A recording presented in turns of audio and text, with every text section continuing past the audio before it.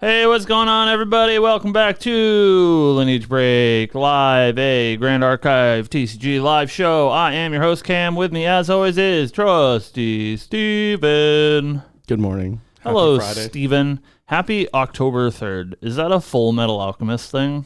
I don't know what that's from. Yes. I assumed that it's from the one show that I haven't watched that everyone else has watched.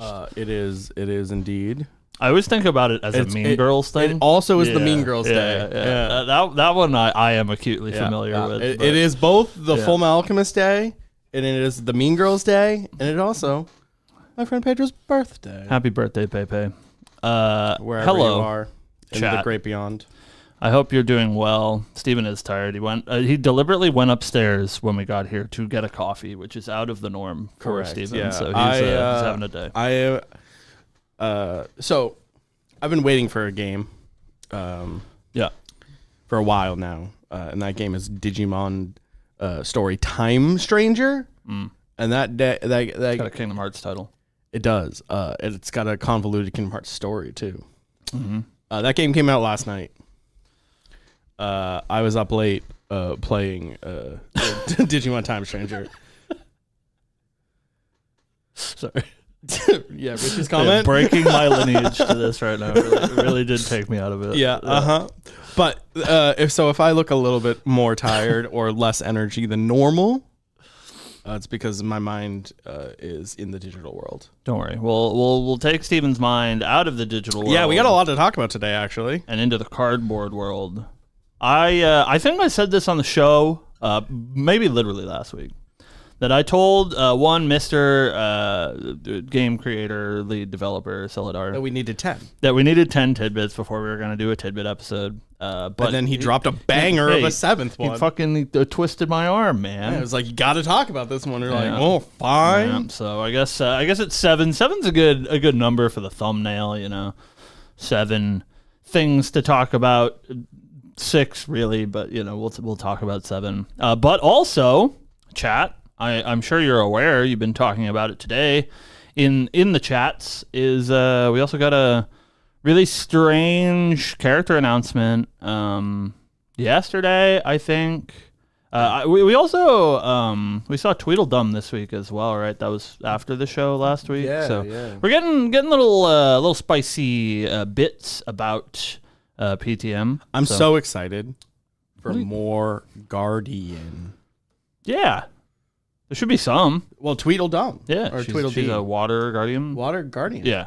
It has to. Right. Well, she's blue. I forgot which one. It was Tweedledee. Yeah. Tweedledum. But she has the Guardian shields on the banner. True. I'm so excited. Yeah. I'm so excited. I'm a big fan of these 7 tidbits to break your lineage too. Yeah, I'm gonna rename the episode.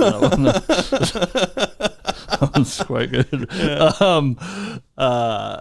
I'm quite enjoying these like gotcha game title cards for characters where it's like, here's their name. We get their flavor text, which is really cool. I'm a big fan. I think this is a good way to announce characters without like having to give us text. It's better than just showing us the art. Right. Yeah. It's a little bit more fun. It gives us a little bit more to talk about. So we appreciate that, Weebs team. But yeah, today we got lots to talk about. We hope you're all doing well on this lovely October 3rd. What day is it? It's October 3rd. It's October 3rd. That was the day. We're excited to talk to you. Some quick reminders for you out there in the world. As Theo kindly pointed out with this brick wall emoji, that's who we'll be talking to, but we'd be remiss if we did not mention that Massachusetts Regionals is 2 weeks from tomorrow.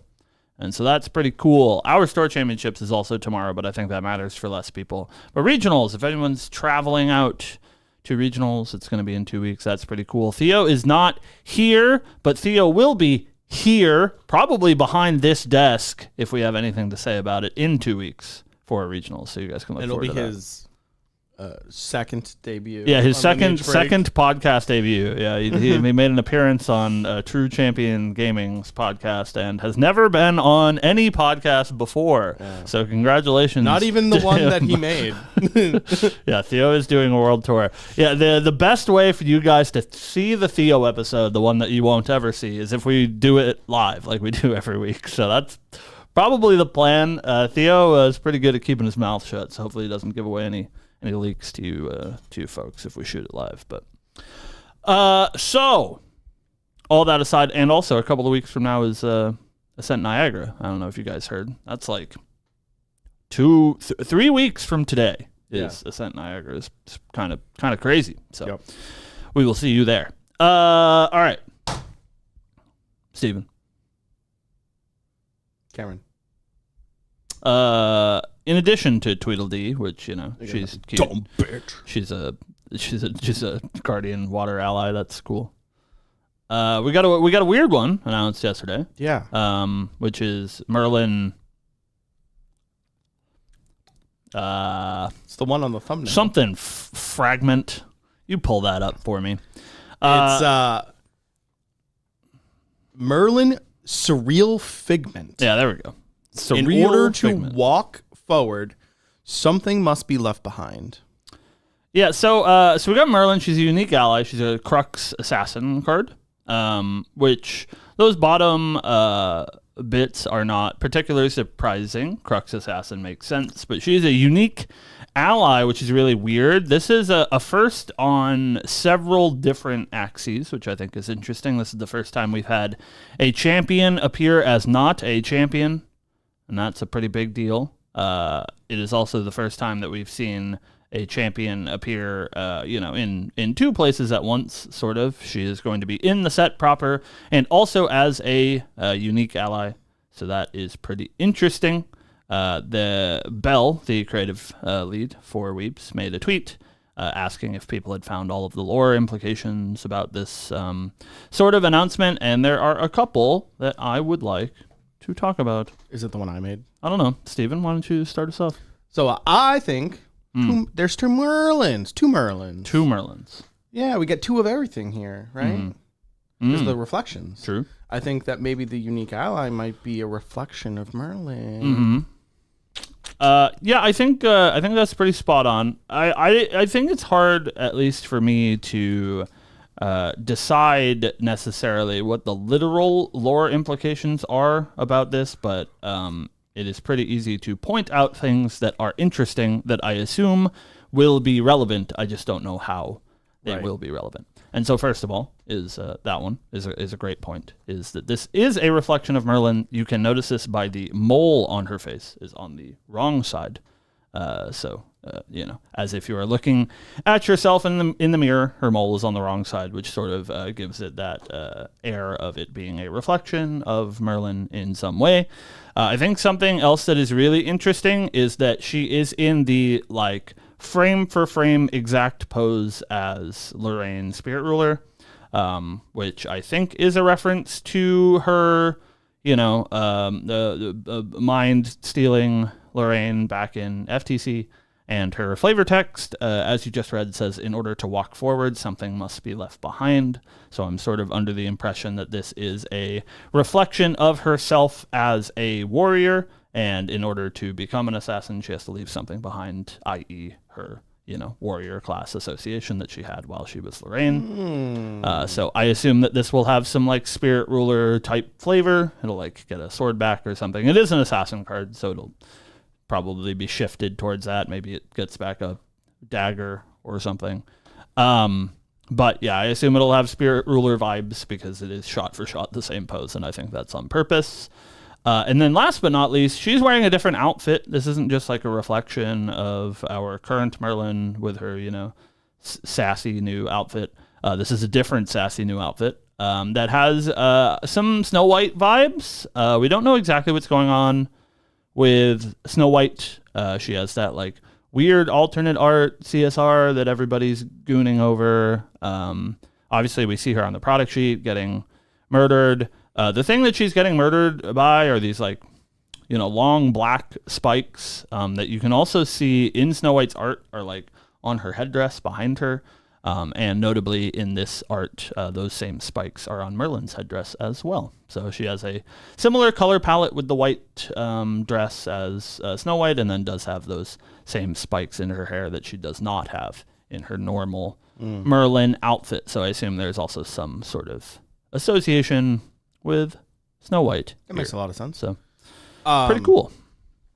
Now, important stuff. Important stuff. We're going to get in the kitchen. She's hot. Start cooking. Oh, okay. Right? Yeah. I think this is regalia. Interesting. I think this is very similar. It does say unique ally, though.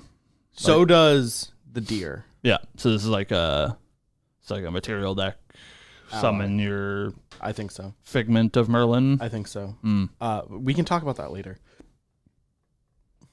Oh, like later today on the show? Today I was like, what, show. You got the leaks? No. Later today on the show. What are the leaks? Give me the leaks. We have to get to Tidbit 7 before I see. Oh, that's why we're here today. So we'll get there. So, and I think, God forbid a woman wears a hat.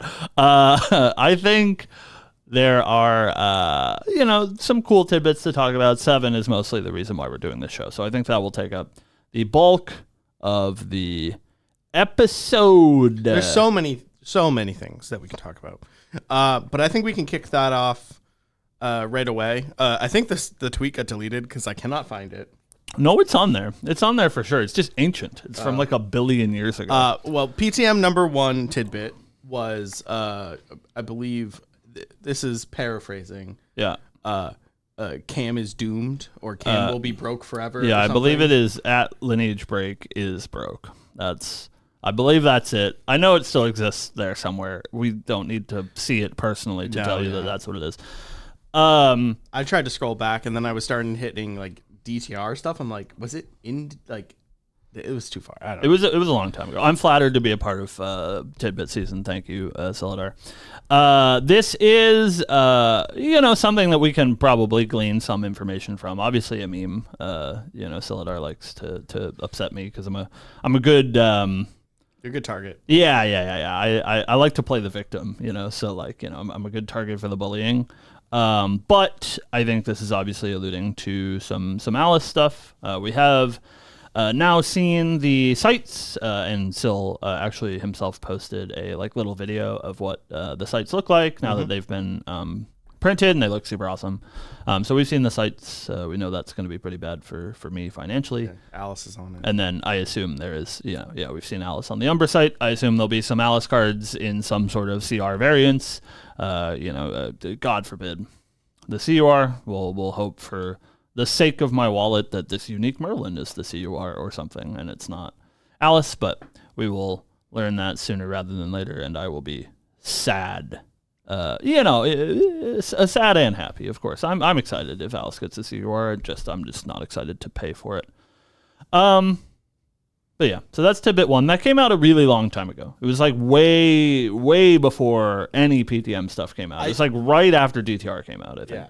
Yeah. It was very... I think it was like right after Worlds. Yeah, it's very, very swiftly after the DTR launch. So, it was like right after the PTM.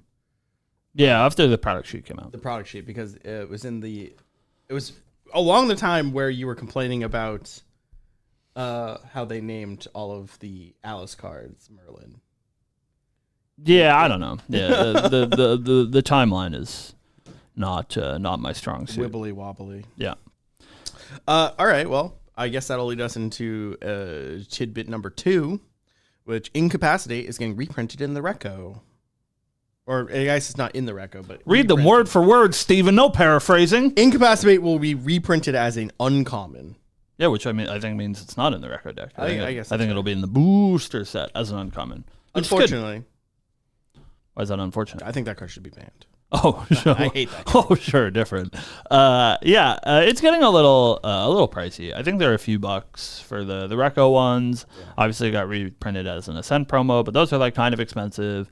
So I'm glad to see any sort of reprints. And they do these most sets, especially the Reco cards, where they reprint them to become a little bit more accessible. Yeah. And especially with the new Assassin coming out, which surely every Merlin deck that's ever been created will be running 4 copies of Incapacitate.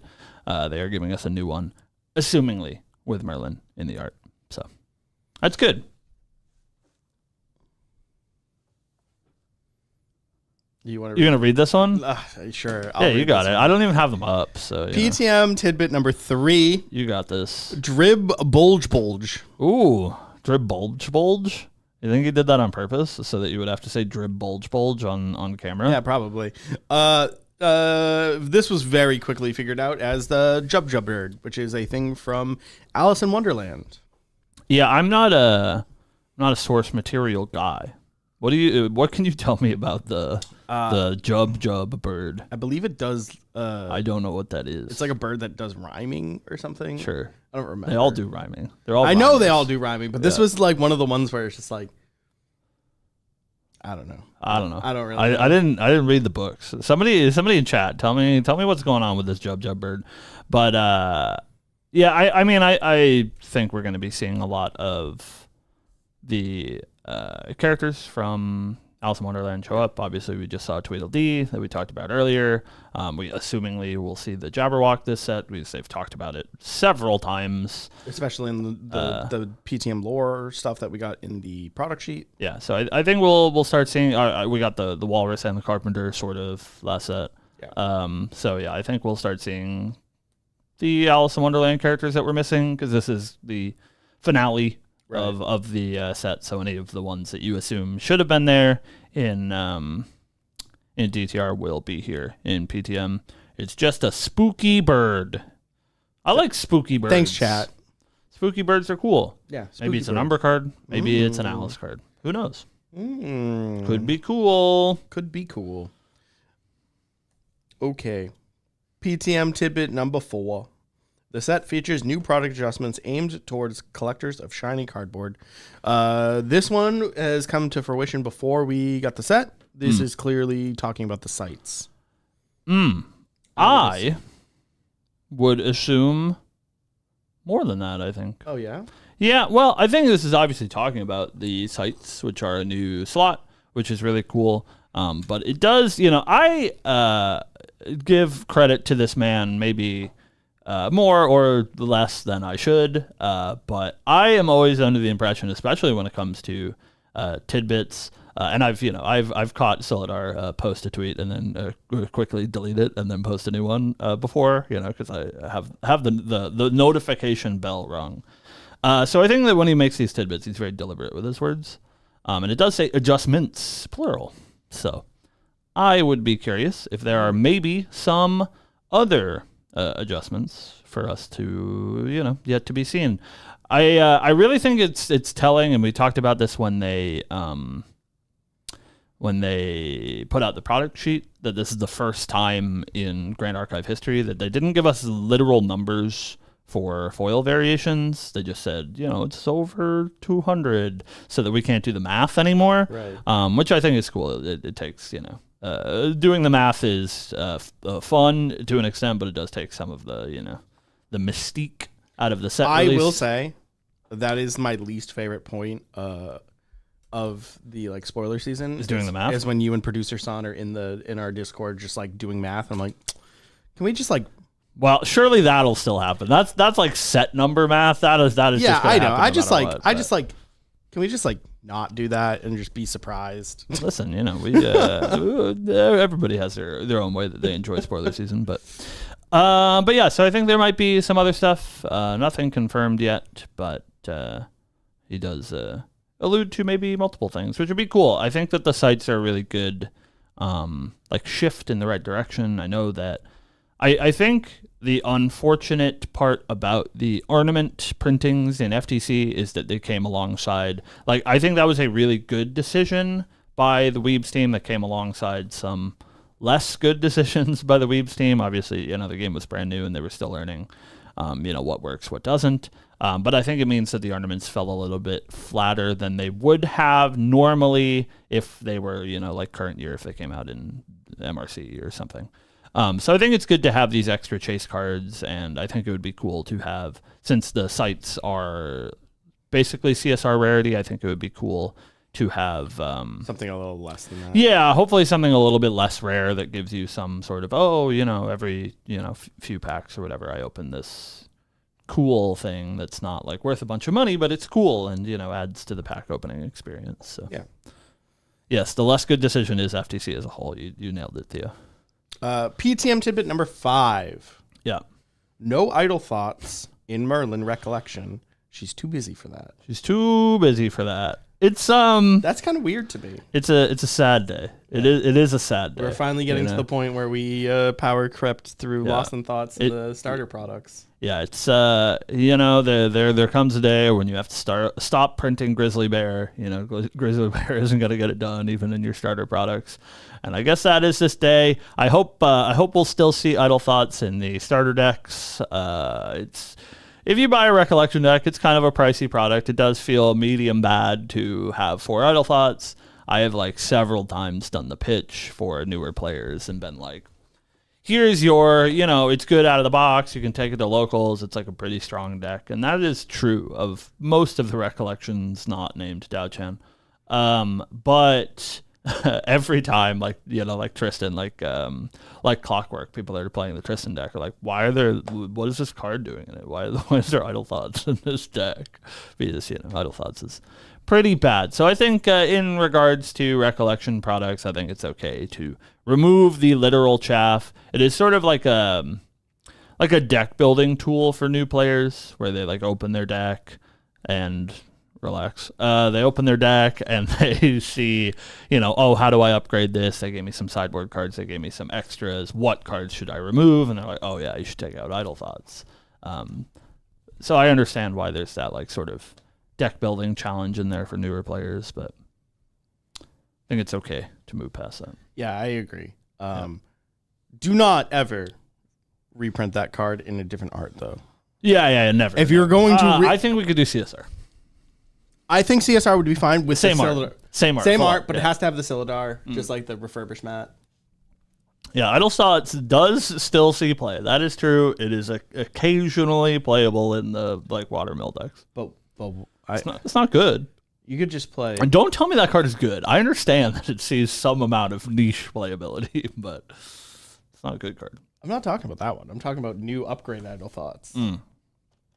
Reckoning's Wake? Yeah. That's fast. Yeah, SP4, Idle Thoughts, that's pretty good. All right, well, this one is a little bit... A spicy? This one's all right. A spicy meatball? PTM number 6. The Looking Glass sites feature a new foil treatment we're trying out. They can be found in PTM first edition booster packs at a rate of roughly 1 in 15 boxes. They replace a normal foil slot and does not conflict with the CR slot. Yeah. We've talked about this a few times on the show already. Mm-hmm. I think this is great. But it's very good. I think we've already discussed this enough where it's we're happy about this. I think this is a good direction for collectors. Yeah, I think they handled it properly. It not taking the CR slot is really, really important, I think. Because, as a LGS owner, manager, whatever, anecdotally, right? And I'm sure that, other people in chat or that watch the show that run LGSs can, attest to this as well. I would say that, the average Grand Archive enfranchised player, and it is a small game, so most of the people that I have that play Grand Archive, we've been getting, I think, a large increase of new players lately, but I would still say that the majority of people that play Grand Archive on a weekly basis are enfranchised players, and I would say most, if not all of my enfranchised players buy a case-ish every set, but they're not statistically, right? For me and some of the whales or whatever, we buy 3 cases because statistically, right? If you get a CR 1 in every 15 boxes, you buy 18 boxes. Statistically, you should open one, which makes it feel a little bit less bad when you're big old gambling, right? But I think this new sort of chase expensive card that doesn't take the CR slot makes it much more reasonable for the players that aren't buying a ton of product to open something, right? It sort of like doubles the chance of opening a CR. So like if you are a player that opens a case, you might not open a CR in your case, but you could open a site, and it makes it much more likely that people that aren't like Giga Whaling have a cool box opening experience, but without sort of cheapening the chase cards. Because that was the problem that the ornaments had, that they were like pretty cool, but they were pretty common as well. It's like one every 2 boxes. So like you open 6 boxes, you open 3 ornaments. That's like cool. It does add like a little something special to your opening experience, but they were worth like $20. But if you open a site, they're going to be probably $200-$300 minimum.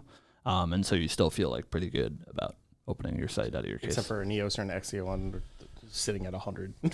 Yeah, we'll see. Yeah, I think there's a few. Both have boys on it. Both are in unplayable decks. Yeah, there's 7 sites. Yeah. And I think it's just those 2. I don't know. There's what, 3 of them that are 4 of them that are good. Croxite. Yeah, Croxite's good. Umbrasite. Umbrasite is questionably good. Arcane Sight. That card's good, but in a bad deck. I'm not giving Arcane Sight the I'm happy to open the Rye card. You know, like yes, it is playable, but in a very niche archetype. Exia Sight. That card sucks. Neosight. That card also sucks. I think Neosight is probably one of the better sites. Yeah, it's just an unplayable 1% of decks, right? It's the same with Arcane Sight. Arcane Sight is a auto 4 of in every Rye deck, right? But it's in every Rye deck, which is 1 in 200. Yeah, it's like Croxite, After Sight, I forgot Astra. Yeah. Luxem Sight are the really good ones. Umbra Sight is like questionably good. It's not good in any of the Umbra champions right now. Yeah. Sure. Playable in CL, maybe good in Dallas. So that's like, it's like 3.5, and then the other 3 are bad. I'm sure you would rather open an Arcane Sight than an Exia Sight, but like they all have boys on them too. Oh, right. Terra Sight, yeah, there's 8. That card also sucks. Yeah, but it has Sylvia on it. I know, they didn't even put fucking Dao-Chan on it, so I don't care. It's jeez. Oh yeah, I guess they could have put Dao-Chan on it. Yeah, or Kongming. Either of them. There's so many. They put dummy Sylvia. Holy. Yeah, I distinctly know about Windrai topping last week. We'll leave it at that. I'm distinctly aware of Windrai's recent performance. Yeah, how yeah, I got it. How's that? I've got a young ward that. I was gonna say, how's that conversation been? Yeah, it's, we're working on it. We're cooking. That guy's gonna get crushed, but we're cooking.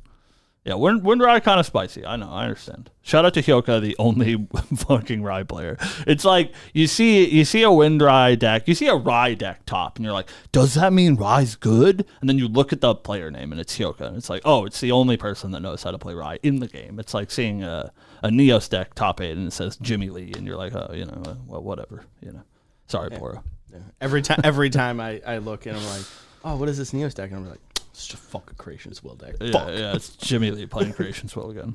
So, I'm gonna take a little pause because I chuckled at this. Yeah, I did realize this. Yeah. Sylidar had posted out a meme of the office where the guy gets thrown out the window of Sit saying, "How do we print Icebound Slam CSR?" And still saying that he's going to make a Proxia's Vault card that generates them. Yeah, it's funny because, knowing these lovely gentlemen. This conversation. I very much believe this is a real conversation. I 100% for sure. Too. Yeah. The real Roger was just like, led to this. I really want to print this. Yeah, they have the art and everything. Like, it's, It's still just like, hey, let's make a Proxia's Codex or Proxia's Vault card that does this. And everyone's like, no. Not again. No, absolutely not again. I've already done that. What? Just once, right? Only one card generating other cards. Just you. Yep. Yeah. So twice could be cool. All right. Now the big one. This is why we're here. This is why we're here. This is what we're all talking about. PTM tidbit number 7. PTM will launch with a rule change on a similar scale of the sideboard change back in MRC. This is a pretty big deal, man. Yeah, I think when this got posted, every single Discord I'm in that was Grand Archive related was talking about exploded with just conversation about this. This is kind of huge. Yeah. I had a lot of thoughts on this. Hit me with your lots of thoughts. So not lost in them, but lots of them. Yeah. At first glance, I was like, maybe this is a material deck change. And maybe it's no material deck cards in sideboard. Sure. And I was like, well, that might be neat. It's like an acceleration of the last sideboard change, right? Right. Yeah. Like, just get rid of them. Yep. Sideboarding is, should just be main deck. And I kind of agree. I think that'd be neat. Another one that I saw a lot is one that chat mentioned. It's an increase to material deck. I would hate that. Yeah, I think that's in the wrong direction. Another one I saw is that your lineage doesn't count, and they reduce the amount of cards you can have in your material deck. I also don't like that because I think that it makes Tristan much better if she can have her full lineage and it doesn't count towards your material deck. So those were the three that I personally thought and saw. It's like, these are interesting. So what are some that you're thinking about? Well, it's tough. I think that Sylidar is sort of, maybe not intentionally, but unintentionally burying the lead a little bit on this one, where I agree that I also, we were chatting about, material deck changes. I'm sort of the mind that I do have a lot of trust in the dev team, and I really align with a lot of the decisions that they make regarding the game. And so the way that I think about it is not necessarily what would I change, but looking at the game from the outside. Why would you do something like this, right? So you can look back at MRC where they made the sideboard change. And that was sort of widely regarded as a problem. It's for anyone that doesn't know, by the way, that was a long time ago. The sideboards for Grand Archive used to be 8 cards, but they could be whatever you wanted. So usually that meant that your sideboard was probably 8 Regalia. And every human in the world was running the suite of fire, water, wind, resonance baubles in their sideboard. Because why wouldn't you? They're basically free. You just sideboard in the one that you need for the matchup for game 2 and 3. This was definitely widely regarded as an issue. And so when they made the sideboard change, which, shout out to Syl, similar to making a tweet about it on his own personal Twitter account, almost forgot to tell us when they were doing the dev notes. It's a pretty big deal. And a pretty big deal, but one that is warranted, I think, right? So when this tweet came out, I was sort of trying to look at GA holistically and be like, what is a problem? What would you solve if you could? And so I think there is a way to look at material decks. I think that's a good way to start, is that people get to play lots of silver bullets in their material decks, in their main deck specifically. Almost every deck that I've ever built, and that most people have ever built, that you've ever built, whatever, have 2 or 3 slots that are here's my Nullifying Lantern, or my Terrafring, or my Safeguard Amulet, or my Censor of Restful Peace. These things that are very targeted in any other game would be a sideboard card, but you have the leeway to sort of put them into your material deck. And I do think that hurts niche strategies that depend on not having one of these cards in play, sometimes just makes them unplayable. If Nullifying Lantern tends to line up well in the format as a whole, that makes decks that are really reliant on that card not being around just bad. And so I think that there is an argument for decreasing the material deck size and making it a little bit more punishing for people to run those hate pieces, similar to what you said as well. If they removed material deck cards from the sideboard, that would do the same thing. make it more punishing for people to run these cards. You would have to have it in your deck all the time. Couldn't side it out for whatever other random hate piece you want in your sideboard. But I don't know that that is like a big enough deal for them to make that change. You know, like it doesn't feel like it's on the same scale as the sideboard change. So I really don't know. It's hard. I think the game's in like a really good place right now, mechanically, like regardless of how you feel about the meta. I think that the game mechanically feels really, really good right now. What if, Steven? There's lots of draws in GA events. What if we made it best of 2 instead of best of 3? What do you mean best and then of you 2? then you couldn't. And I then don't know the how draws were worth 0 points. I don't know how that works. That's how it works in Disney's Lorcana. Best of 2? Yeah. You play 2 games. Like, no matter what, you play 2 games. Mm-hmm. Then you never go to time. You've been hanging out with Pat Murphy too much. I think that is surely the case here. Yeah, no, it's a bad idea.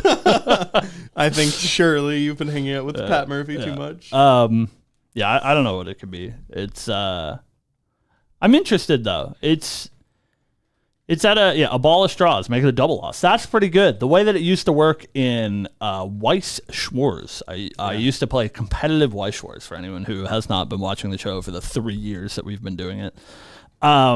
In Weiss, when you went to time, right, there was an overtime, similar to GA. But when you went to the end of overtime, like if there was not a definitive winner at the end of overtime, you would both get a double loss. But they would also babysit all of the overtime games. So like as soon as you went to overtime, you don't continue playing the game. You have to completely stop. You put your hands up. You know, like the judge is like, all right, who's in overtime? And you put your hands up. You don't play the game. Judge comes over, watches you play the game for the next 3 turns. Oh, so you can't. So you can't concede. Yeah, because you are no longer allowed to concede once time is called, and you obviously can't cheat. Wait, you can't cheat. You can't concede. Once time is called, you cannot concede. So like, if I'm playing my opponent, yeah, shout out to you, Al. I know Al gets it. I like raise. Al's my hand. that judge that's like, all right, you idiots. I raise my hand. The judge comes over. Yeah. I can't be like, well, I can't win this. I concede. Well, before the judge comes over, probably. But you can't do it. No, you can't do it if the judge is at the table. No, you can't. Yeah, double loss. Yeah, that's so sick. Yeah, it's insanely stupid. That's no. To be fair, that was Japanese format only. I don't think they did that in English. I love that. So maybe Al was not the person that was doing that, but now concession is allowed. See, Al gets it. Yeah. Oh, okay. Shout out to you, Al. I met Al like probably a decade ago and didn't realize it because he's a Weiss Schwarz judge. So. Yeah, that guy just rule sharked you a decade ago. Well, he was telling me that I was rule sharking people. Sure. I was the cheater, obviously. So yeah, that's what I think it is. Draws are double losses now. There's another thing that I was thinking. Yes. If you guys remember 40 minutes ago. Yeah. I mentioned something. Oh, true. I think this... Call that a callback in the industry. You know? Yeah. Cyclical. I think that maybe... there might be a rule change for amount of unique allies you can have in your material deck. Oh, interesting. Because in my headcanon right now, this Merlin unique ally is a material deck card. Right. Which, in my copium, I believe, allows you to copy the effect of a champion when it enters. Mm-hmm. That's crazy. Yeah. That seems pretty good. Right. I was thinking, like, how do you make another thing equivalent to Deer from your material deck? And I think that if you could copy your opponent's champion for a turn, that'd be pretty cool. Right. But I think maybe the change might pertain to having unique allies in your material deck, so you couldn't play both. Mm-hmm. You couldn't play Deer and Merlin. Yeah, similar to Divine Relics. Yeah, I thought that there's a possibility that it is like set related, that like this is a forced change because of some sort of card, and there is a reasonable implication that this is the first time. I guess not the literal first time because we have Diana, right? But this is the first time that we are getting a full champion line for a repeat champion in their same element. Is a first, right? So there is possibly, obviously we don't know her text, but there is possibly a reason for you to be like running 6 Merlins, right? Or like 5 Merlins, or some combination of the 2 Merlin lineages, because it doesn't have a huge change on your deck building. Like if you do that in Diana, right, you like can't be running Astra and Umbra cards in your main deck. That would be idiotic. But if you're only losing class bonus, like depending on what Crux cards you're running or what cards you're running in your main deck, there is a reasonable place, I think, where you're playing somewhere in that realm of 5 Merlins. And so maybe that they would make a change that disallows you from doing that. But I do think that sort of hampers deck building, and it's like extremely specific, which I think makes it kind of unclear for new players. If you were to do that, it's like, oh well, why can't I play also Kongming and Rai level 1? Right. It also kind of like hurts the ALC champions, specifically Tanaris. Yeah, they might want to play both as level 3s. Both as level 3s, because a lot of the like Assemble the Ancient deck play both. Right. Because there's like, you have 2 different avenues. Yeah. You can either go like the make obelisks controlled list. Right. Or you can go like Creation's Will, make a bunch of swords, kill you list. Yeah. And so I do think it sort of hampers deck building. And I feel, similarly about if they did that for unique allies or whatever, it does sort of restrict your deck building. I know we're Merlin haters, so it's okay to see Merlin get restricted, but as a whole, maybe feels bad, especially for a more casual audience. So yeah, I don't know. The only thing that I do know is I think that I think it's probably a gameplay change.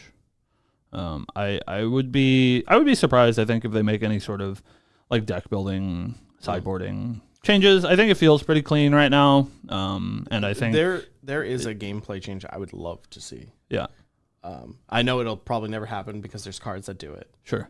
But God, just remove summoning, or like give everything summoning sickness. That would be, just stop giving things the ability to attack the turn they come in, because then it makes all of the Guardian stuff infinitely better. That would make the game such as a different game entirely. I understand. Like, holy though. That's like the biggest rule change of all time. Like there's so many Guardian cards that are just dog shit because everything can just attack the turn comes in. But if that's not the case, you can play so many cool cards. Like Aquasphere becomes so much better. Yep, I agree. Yeah, it does make that card just broken. Yeah. I just doesn't remove that card's downside. Yeah. I'm just saying.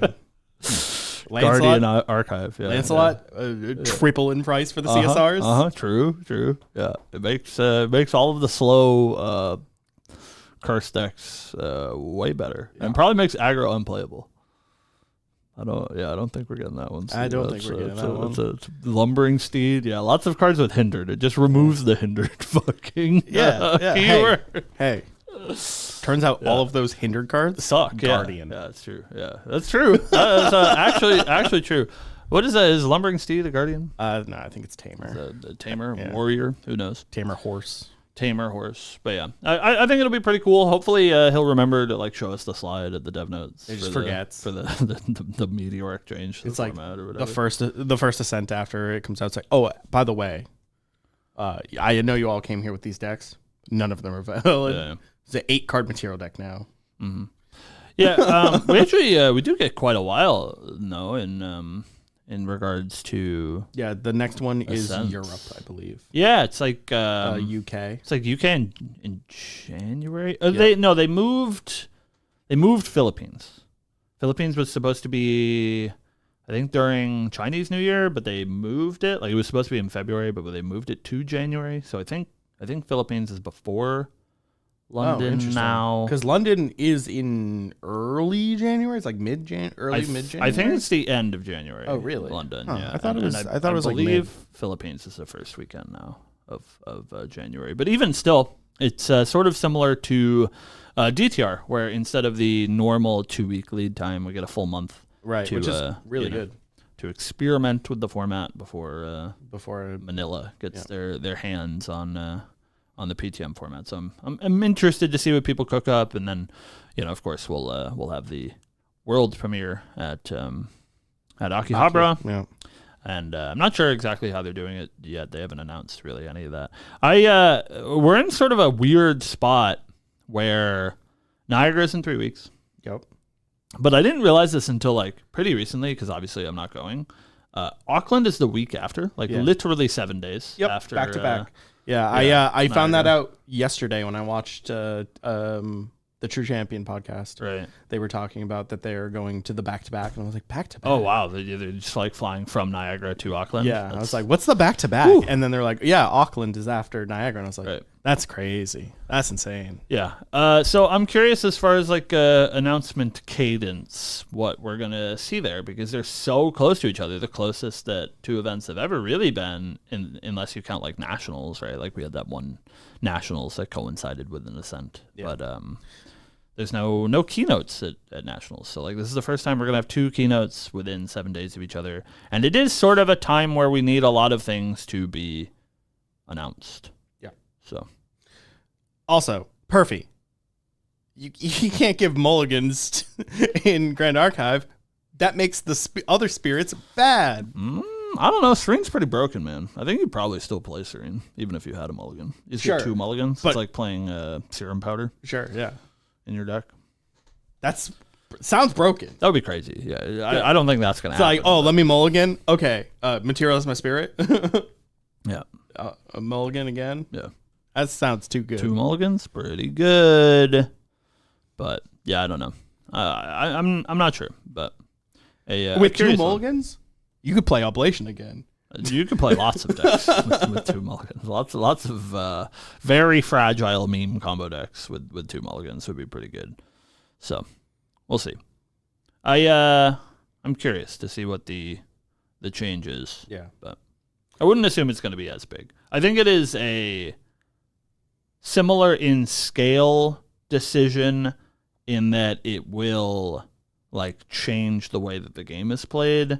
But I think that the sideboarding decision is probably the most impactful one that they've ever made. I think that like obviously we're like boomers, so if Syl tweeted, in regards to the wake up change in DOA, that's like probably what I assume this is going to be like. Where the wake up change in DOA like is a pretty big game changing thing, but in the grand scheme of things, doesn't really matter. It's like only pretty. It was exactly for Lorraine and some Diana. Other like warrior, decks, right? It would affect Diana too. Yeah, sure, yeah. That would be pretty important. Yeah, I just mean like it's not something that you would think about being impactful. Whereas like the sideboard change was impactful for literally everybody. I think this is probably going to be on the lower end because I think the game feels like pretty good right now. So I miss Infusion Lorraine. Poro. No, you don't. No, you don't. Nobody misses that deck, man. Yeah, dude. Oh god, I hate it. I remember the first day I played that deck, and I was like, "This is not okay." I remember the first time someone it was Lorraine 1 attacked me for like 8, and then Dungeon Guided it 2 and woke up and attacked me for 8, and I was like, "Hey, that's not okay."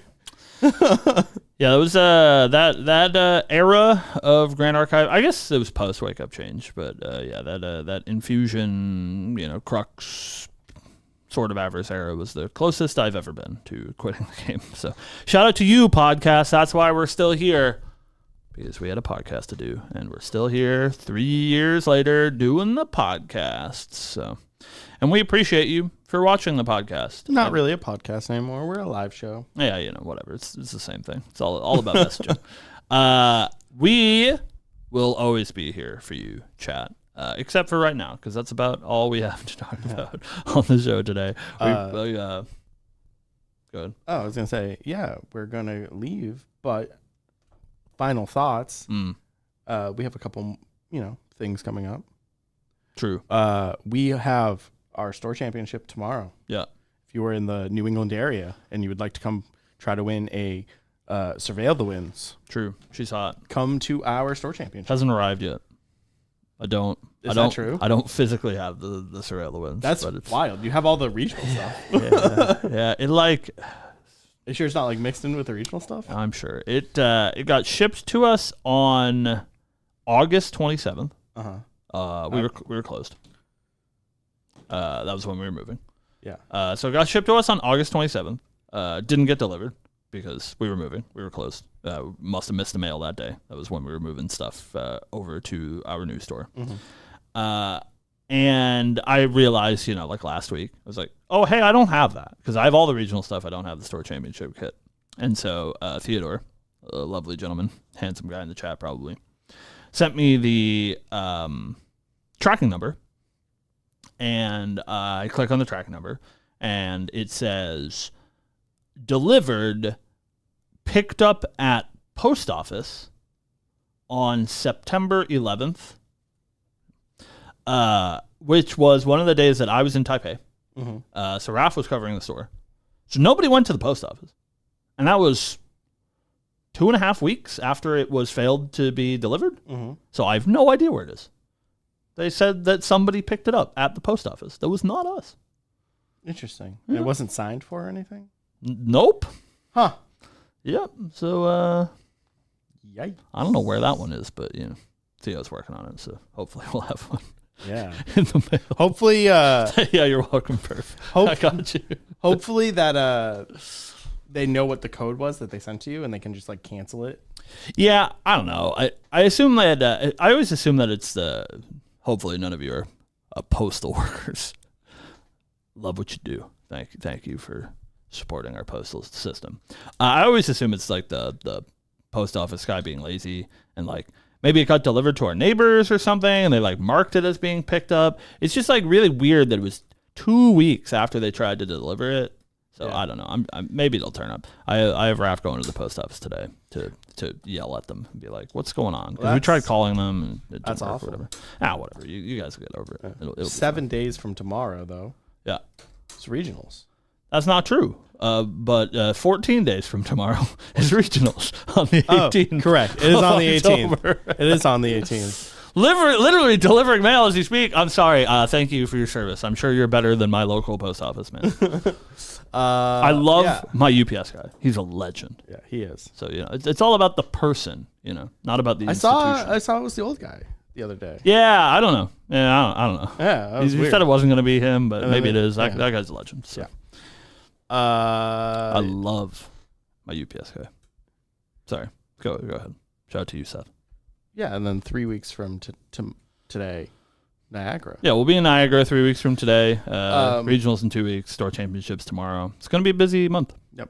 But that being said, they expect a show a week from today. Mm-hmm. Expect a show 2 weeks from today. With Theodore, probably. With Theodore. If I can get him to show up.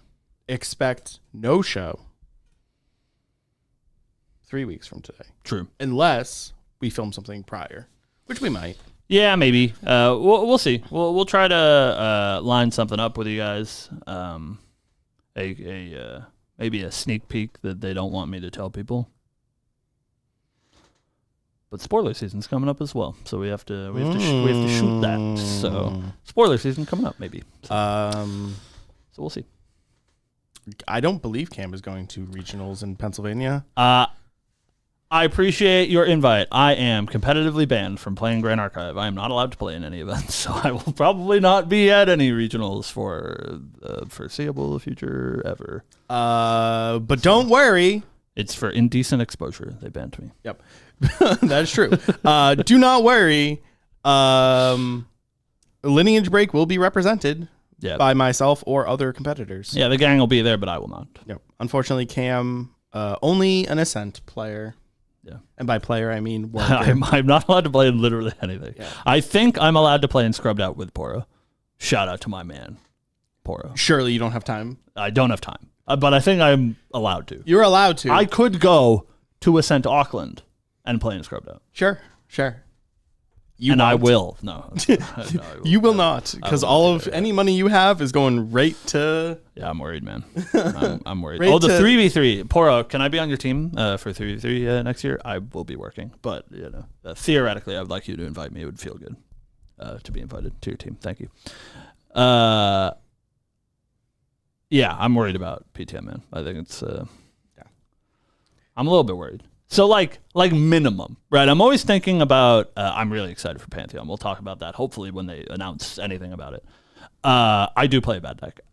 Sorry, I keep getting off topic addressing chat.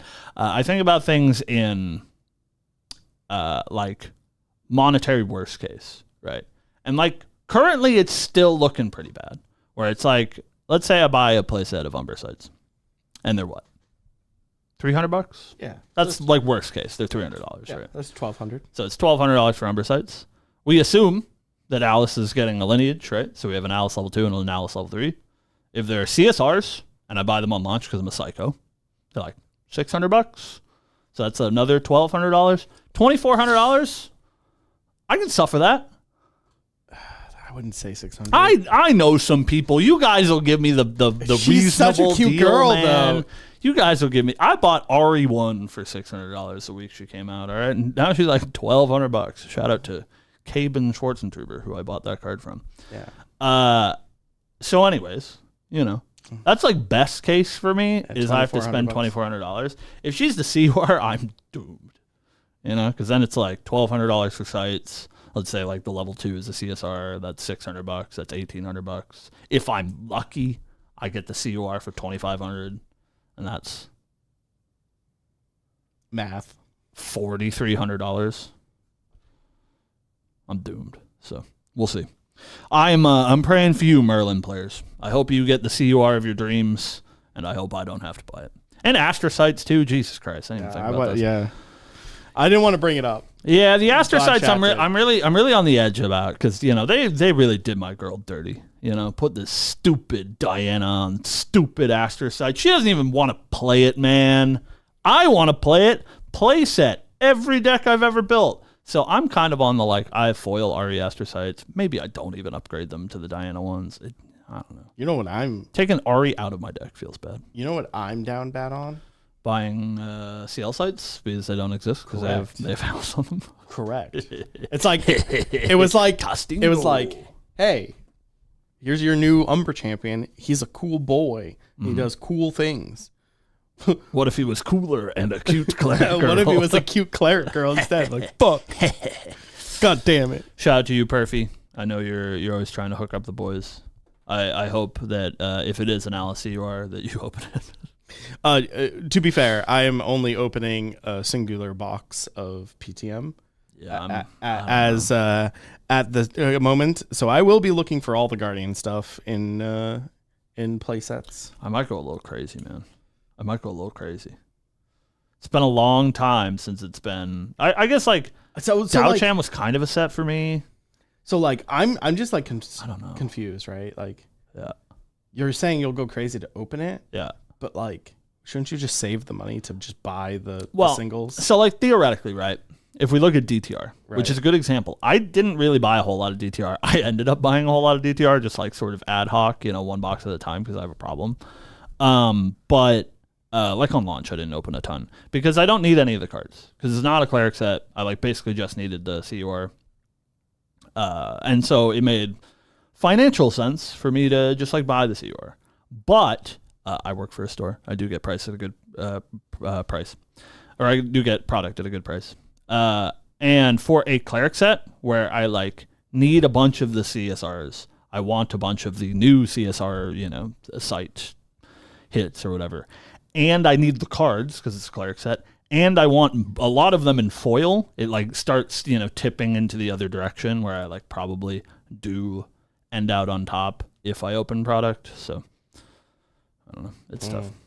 Obviously, I'm not going to open the like CUR. That's, you know, copium crack smoke. But it's like not unrealistic that I open like a CR or something that I want to keep because assumingly a large majority of them will be cleric cards. That's fair. You know, so I don't know. And I have a, you know, obviously a gambling issue. So like I love gambling. So all right, that's enough yapping, chat. We love you. Thank you for watching. We will be back next week. We will be back the week following. We will not be back the week after that, but we will see you hopefully in Ascent Niagara after our terrible trip up there. What are you talking about? Your terrible trip up there. You're flying up there. Yeah, no, can't fly into Niagara. So I'm flying to Toronto. And then taking the hour drive. And then getting in a car. Yeah, it's I'm sorry that you have to drive an hour. I'll see you after my 8-hour drive. Hey, man. You can fly. Yeah, I have to pay for that, though. Yeah, well, it's like $200. Not even that bad. That's not true. All right. All right, guys. Thank you guys for watching. Thank you. We'll see you next week. Have a good one, guys. Bye.